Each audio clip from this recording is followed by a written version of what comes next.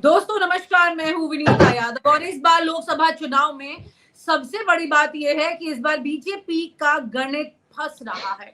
BJP का गणित कुछ इस तरह से फंस रहा है कि अब लग रहा है कि बीजेपी जिस भी जुगाड़ से काम कर लेती थी या जो भी उनके मंत्रास काम आते थे, इस बार वो काम नहीं आ पा रहे हैं क्योंकि विपक्ष ने किसी भी तरह से मानिए, लेकिन हाँ, इस बार बीजेपी के लिए मुश्किलें पैदा कर दी हैं। अब चर्चाएं जोरों पर हैं कि यहाँ पर आमने सामने की टक्कर हो गई है।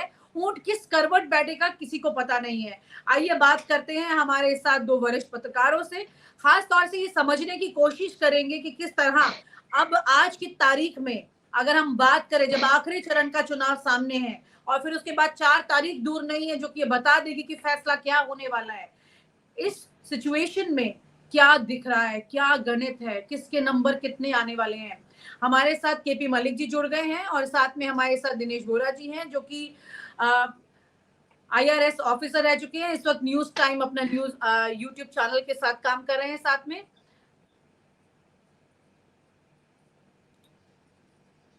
और चर्चा शुरुआत करते हैं उनके साथ। यहाँ से मैं कुछ सोलो ले आऊं, गड़बड़ हो रहा है थोड़ा सा। एग्जिट सोलो करना पड़ेगा। हाँ सॉरी सर, यहाँ पे सरफराज चेंज कर लेना बीच का कट थोड़ा सा, ठीक है सर। यहाँ पर एक बड़ा सवाल ये है आज की तारीख में। दिनेश सर, मैं आपसे शुरुआत करती हूँ इस बात की कि आपको क्या लगता है कि इस बार बीजेपी के लिए मुश्किलें इतनी क्यों दिखाई दे रही हैं? क्योंकि नंबर वन एंटी इंकम्बेंसी का फर्क यहाँ पे दिखाई दे रहा है कि खुद ही बीजेपी धीरे धीरे करके, जैसे हमेशा होता ही है, कोई पार्टी एक सेचुरेशन तक पहुंचती है, फिर उसके बाद उसमें गिरावट आनी शुरू हो जाती है और कितने नंबर इनके लिए मुश्किल हो रहे हैं। लोग तो चर्चा ये कर रहे हैं कि 200 के आसपास का गणित भी लगाना बड़ा मुश्किल हो रहा है। ऐसे में बीजेपी के बड़े नेता तो जो खास अभी बड़ी जिम्मेदारी संभाल रहे हैं वो कह रहे हैं कि हम आ रहे हैं, उसके अलावा बीजेपी के नेता तक नहीं मान रहे हैं कि खुलकर कि वो आ रहे हैं। आपको क्या लगता है सर, ये गणित कैसे कमजोर हो रहा है इस बार? जी नमस्कार आप सबको और धन्यवाद आपने आमंत्रित किया। पिछले लगभग एक दशक से भारत में जो लोकतांत्रिक व्यवस्था है उसके अंदर जो हमारा मतदाता है ना, वो कंफ्यूज्ड नहीं है। मैं आपको बताऊं, मतदाता बिल्कुल एक क्लियर वर्डिक्ट दे रहा है, असेंबलीज में हो या लोकसभा में हो। हम कंफ्यूजन में हो सकते हैं एक बार को, लेकिन मतदाता कंफ्यूज नहीं है, बारिंग एन एक्सेप्शन समवेयर, कहीं पे असेंबली में कहीं हो। अदरवाइज भारत का मतदाता बिल्कुल क्लियर वर्डिक्ट देता आ रहा है। ये ट्रेंड पिछले 10 साल से चल रहा है। यानी कि कहीं ना कहीं भारत के मतदाता की जो मैच्योरिटी है, जो लेवल ऑफ विजडम है, मुझे लगता है कि उसके अंदर एक उत्तरोत्तर वृद्धि हुई है और शायद वो एक इनकम्प्लीट वर्डिक्ट देने के लिए इस समय तैयार नहीं है। वो जो भी वर्डिक्ट देगा क्लियर वर्डिक्ट देगा इस समय। और मुझे पूरी उम्मीद है कि 90% ऑफ द टाइम ये लोकसभा के अंदर भी जो वर्डिक्ट आएगा क्लियर वर्डिक्ट आएगा। इधर आए या उधर आए अलग बात है, अपने अपने अनुमान है। मैं ये भी समझ के चलता हूं कि भारतीय जनता पार्टी इस समय बैकफुट पे है, बिल्कुल 101%। एक चीज हमें समझ लेनी चाहिए, हर नाव में एक व्यक्ति होता है जिसे नाखुदा कहते हैं, जो नाव का कैप्टन होता है या शिप का कैप्टन होता है। उसे उर्दू का शब्द आता है फारसी का नाखुदा। नाखुदा वीक हो जाए ना तो नाव भटक जाती है। भारतीय जनता पार्टी की हैसियत कितनी है हिंदुस्तान में? बिल्कुल सिंपल सी बात है, 150 सीटों की बस। उसके बाद की जो सीटें हैं चाहे वो 272 तक की हो या 303 की हो, that's only due to one person, that is Modi. तो 150 सीट प्लस 150 सीट का ये मैजिक है। लेकिन जहां नाविक कमजोर पड़ा, आप यकीन मानिए वो 150 सीटें तो इंटैक्ट रहेंगी जो बीजेपी की ओरिजिनल सीटें हैं अपने वोट बैंक की। लेकिन जहां मोदी का मैजिक डेक्लाइन होता है, ये डेक्लाइन बीजेपी का डेक्लाइन नहीं है, ये मोदी का डेक्लाइन है। हमें इस बात में डिस्टिंक्शन स्थापित कर लेनी चाहिए। मैं ये भी मान के चलता हूं कि जो मेरी सोच है, मैं गलत भी हो सकता हूं, कि इस बार एनडीए, भारतीय जनता पार्टी को सब मिला मिलू के वो बहुमत में नहीं आ रहे हैं। ये मेरा अपना विश्वास है। अगर सिर्फ मैं 7वें चरण की 57 सीटों को ले लूं तो मैं आज आपके सामने ये स्पष्ट कर देना चाहता हूं कि भारतीय जनता पार्टी के लिए और एनडीए के लिए ये चरण 7 चरणों में से सबसे कमजोर चरण है। 14 सीटें उनकी आएंगी, यकीन मान लीजिएगा। पंजाब में 13 में से इनका शून्य रहेगा। अभी तक 4 सीटें थी, 2 इनकी और 2 अकाली दल की, लेकिन अब स्प्लिट हो गए हैं। हिमाचल में 2-2 बटेंगी, ये भी लिख लीजिए। झारखंड में 1-2 था, अब 2-1 हो जाएगा इंडिया के फेवर में। चंडीगढ़ की 1 सीट मनीष तिवारी निकाल सकते हैं आराम से।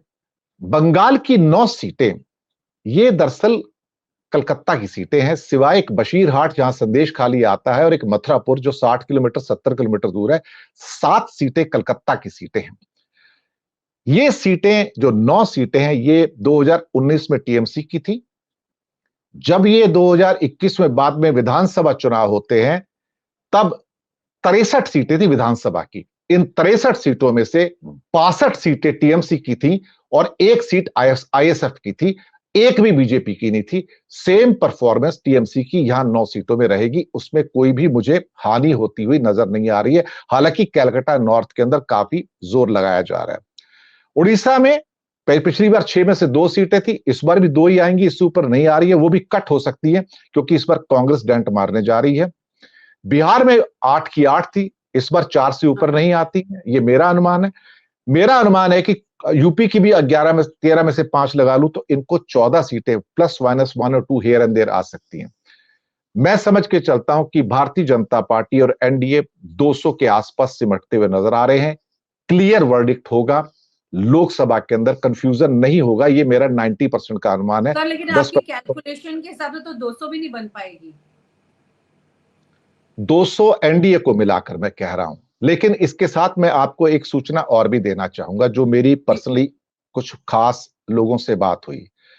आंध्र प्रदेश के अंदर वाईएसआर कांग्रेस मोदी के साथ जाने को तैयार नहीं है, उसके कारण भी बता देता हूं। जगनमोहन रेड्डी खुद भी फंसे हुए हैं, लेकिन जगनमोहन रेड्डी को एक ऐसा प्रधानमंत्री चाहिए जिसको वो फोन उठा के डायरेक्टली बात कर सके, और यह सुविधा मोदी के साथ उपलब्ध नहीं है। इंडिया गठबंधन के पीएम के साथ उपलब्ध होगा, मैं आपको लिख कर दे दूं। मोदी जी तो अपने कार्यकर्ताओं को भी फोन उठा के बात कर लेते, वायरल हो चुके हैं। हाँ, कभी कभी हिमाचल में जैसे कहते हैं कि चुनाव में बैठ जाओ तो वैसे फिर मतलब वो तो फोन कर लेते हैं। Otherwise he is the most inaccessible person in this world. उसको एक्सेस करना आसान नहीं है, वो सब दिखावटी है जो उनके सारे प्रोग्राम्स होते हैं। मेरा मानना यह है कि इस पहले टेक में, पहली फीड में, कि एक क्लियर वर्डिक्ट आने जा रहा है, कोई कंफ्यूजन नहीं होगा, और हो सकता है 2-4 सीट आगे पीछे की कमी रह जाए, वो भी पूरी हो जाएगी।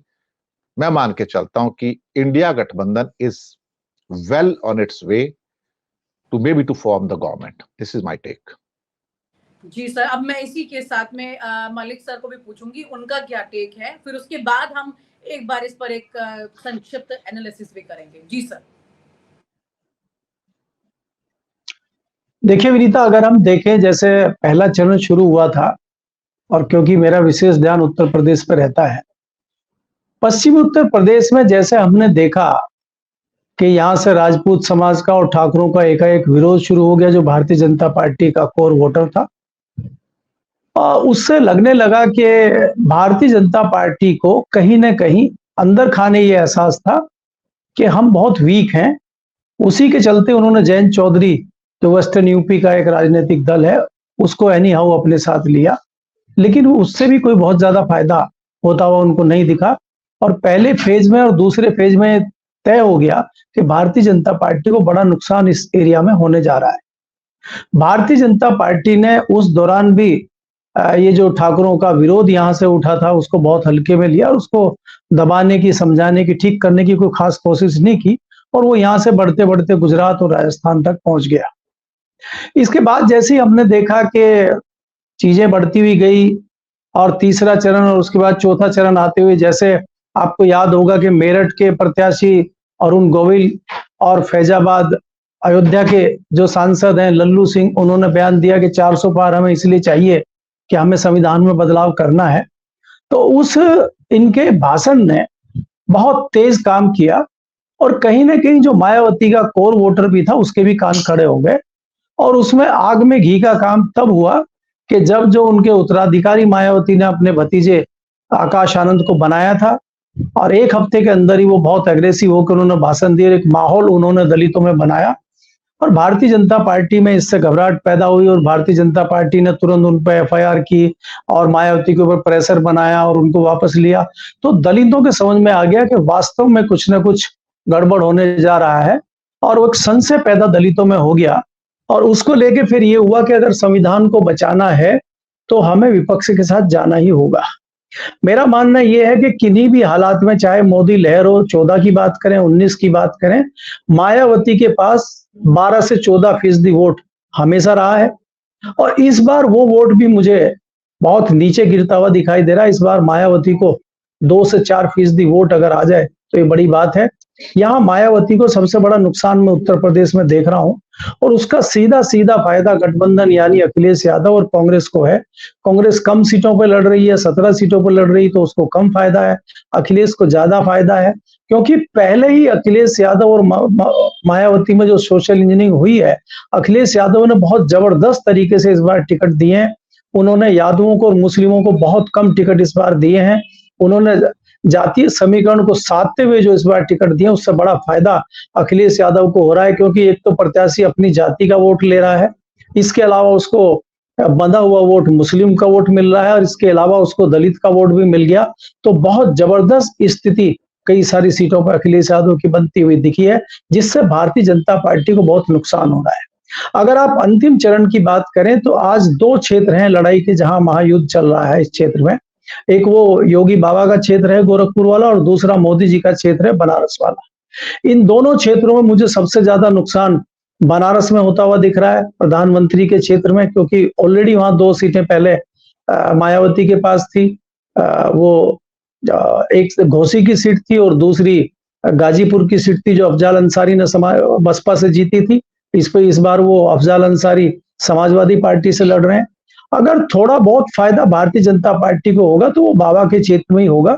बनारस के आसपास की सीटें भारतीय जनता पार्टी को मुश्किल में डाल रही हैं और कई लोगों का तो ये भी कहना है कि प्रियंका गांधी अगर लड़ गई होती बनारस से तो मोदी जी के लिए भी खतरा पैदा हो सकता था, क्योंकि बनारस में इस बार आप ये देखेंगे कि मैं ये तो दावा नहीं करता कि मोदी जी चुनाव हार जाएंगे, लेकिन मोदी जी का जो जीतने का अंतर होगा वो बहुत कम होगा।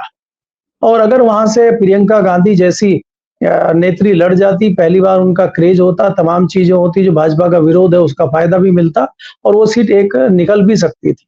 लेकिन कांग्रेस की अपनी रणनीति है कि उन्होंने उनको नहीं लड़ाया, एक बात यह है। लेकिन ऑल ओवर की जो मैं बात करता हूं, मैं वोरा साहब से यहाँ पे इत्तेफाक रखता हूं कि स्थिति बहुत अच्छी नहीं है धरातल पे। तमाम कारण है जिसकी वजह से भारतीय जनता पार्टी को बहुत ज्यादा नुकसान होता हुआ दिख रहा है।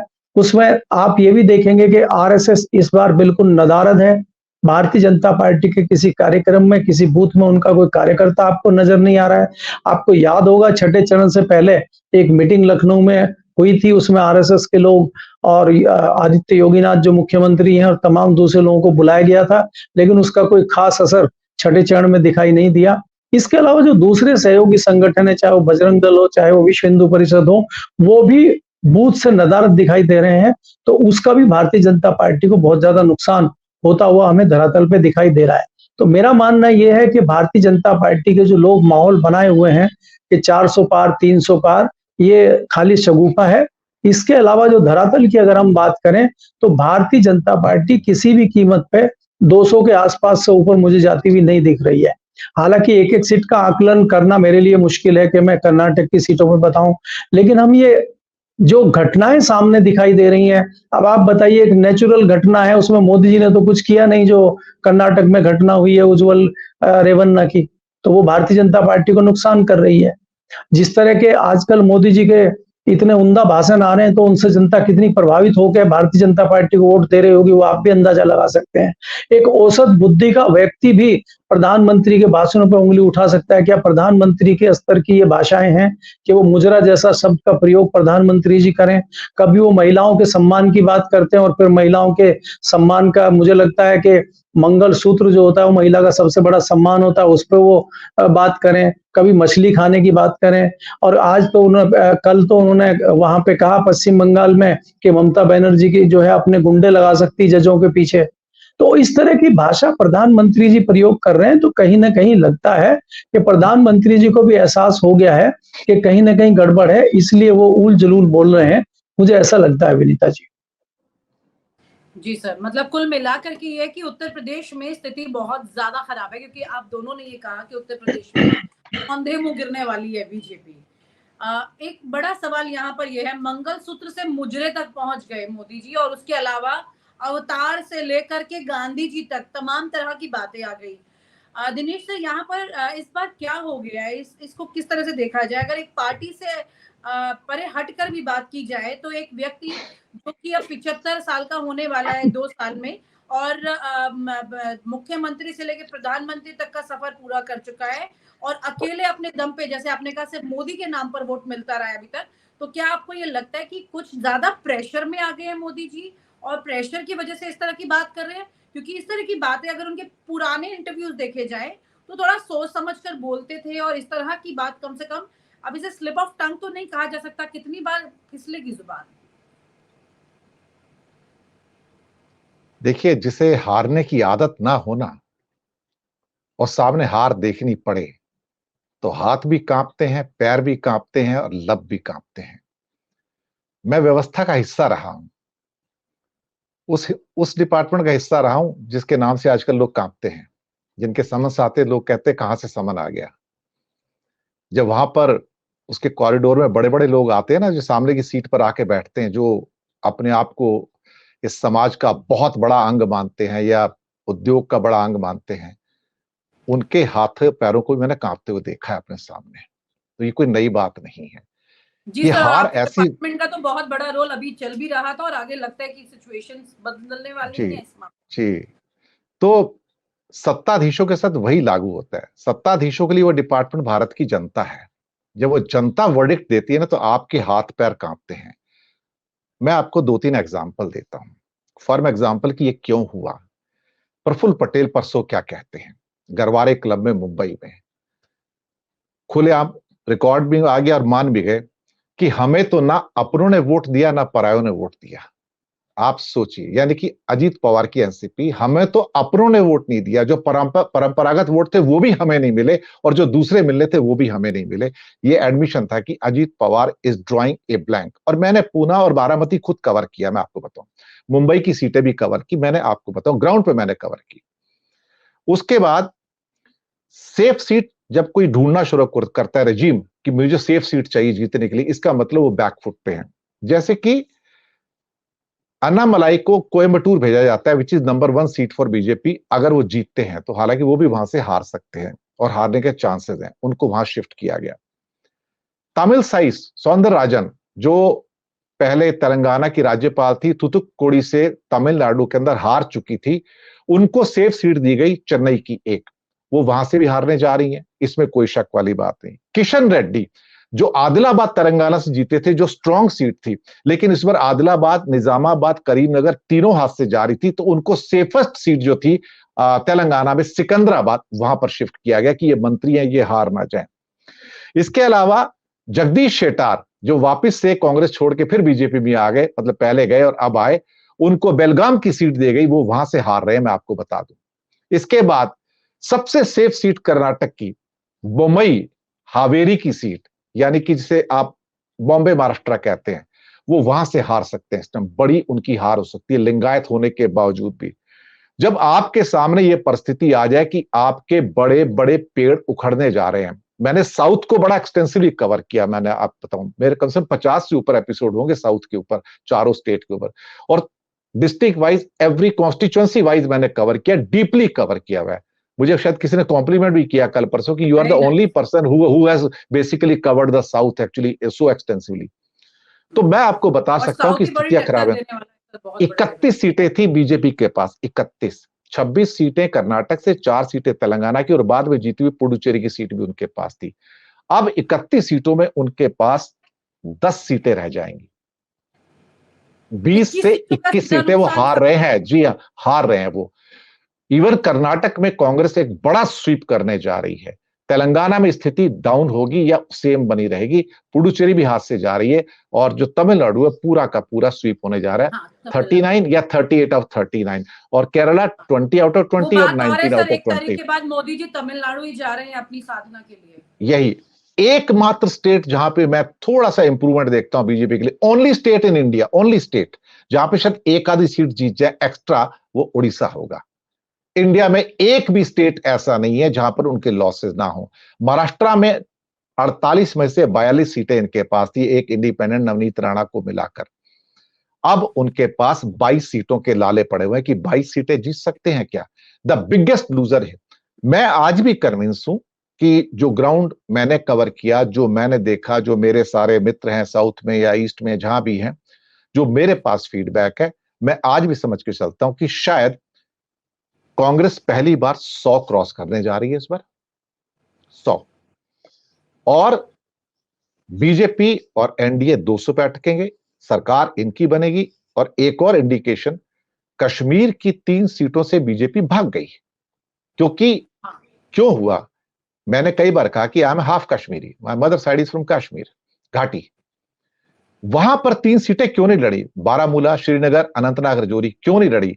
क्योंकि वहां के लोगों ने एक निश्चय किया था कि इस बार हम इस वोटिंग को रेफरेंडम में चेंज करेंगे, जनमत संग्रह कर देंगे। भारतीय जनता पार्टी कश्मीर यूनिट डर गया कि जनमत संग्रह कर रहे हैं 370 के खिलाफ और राज्य का दर्जा छीनने के खिलाफ। वो 3 सीटों पे कॉन्टेस्ट नहीं किए और हैरानी तब होगी कि भारतीय जनता पार्टी लद्दाख भी हारेगी और भारतीय जनता पार्टी जम्मू रीजन की 2 सीटें, उनमें से भी एक हारने जा रही है, जम्मू या उधमपुर। आप सोचिए, जो बड़े बड़े इनके गढ़ हैं वो टूटे हैं। जब पार्टी के बड़े गढ़ टूट जाएं, बड़े बड़े नेता अपने लिए सेफ सीट ढूंढे, आप समझ लीजिएगा विनाश काल सामने खड़ा है। विनीता जी। जी सर, आपने बहुत बेहतरीन कैलकुलेशन बताया, सारी चीजें लॉजिकल हैं, बहुत प्रैक्टिकल हैं, रियलिटी दिखाई देने लगी है। मलिक सर, यहाँ पर एक बड़ी बात यह है, जब हम उत्तर प्रदेश की भी बात कर रहे हैं, आखिरी सवाल, और अगर हम उत्तर प्रदेश की भी बात करें तो यहाँ पर अमेठी में हाल ही में जो कुछ हुआ, स्मृति ईरानी और योगी आदित्यनाथ के बीच भी जो बहस हुई, क्या आपको ये लगता है कि अब बीजेपी के जो नेता हैं, ये सिर्फ बीजेपी के साथ नहीं, किसी भी पार्टी में जब बहुत चरम पर पावर पहुंच जाती है, सबके हाथ बंटने लगती है, तो सब अपना हिस्सा भी मांगने लगते हैं।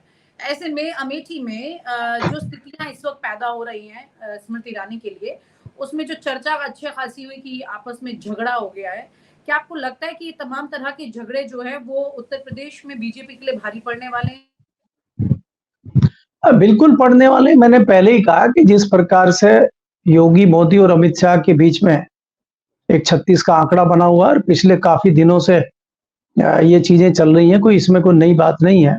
मैंने तो 1.5-2 साल पहले भी इस पे एक आर्टिकल लिखा था कि दिल्ली लखनऊ के बीच तल्खी बहुत बढ़ गई है। तो उसमें यह है कि योगी जी ने बिल्कुल साथ इनका नहीं दिया है और इन्होंने भी योगी को इग्नोर किया है। आपको ये याद रखना चाहिए कि अमेठी में संजय सिंह हैं जो वहां के राजा हैं और वो आज की डेट में भारतीय जनता पार्टी के साथ हैं। उनकी पत्नी भी विधायक हैं। उन दोनों का प्रयोग कहीं भी हमें इस चुनाव में दिखाई नहीं दिया अमेठी में, और अमेठी में उनका प्रयोग ना करना जताता है तो कि आप भारतीय जनता पार्टी बहुत ओवर कॉन्फिडेंस है, वहां के सीएम का प्रयोग नहीं कर रही है, वहां के जो इतने पुराने नेता हैं जो भारतीय जनता पार्टी में आए हैं कांग्रेस छोड़ के, कांग्रेस को लगातार चुनाव लड़ाते रहते हैं, आप उनको इग्नोर कर रहे हैं। तो ये जताता है कि बहुत ओवर कॉन्फिडेंस था, जिससे कहीं ना कहीं स्मृति ईरानी को नुकसान हुआ। उसी के चलते देखा कि अमित शाह जी मनोज पांडे के घर जा रहे हैं, जो समाजवादी पार्टी के विधायक हैं, राजा भैया के घर जा रहे हैं, दूसरे धनंजय सिंह को बात कर रहे हैं।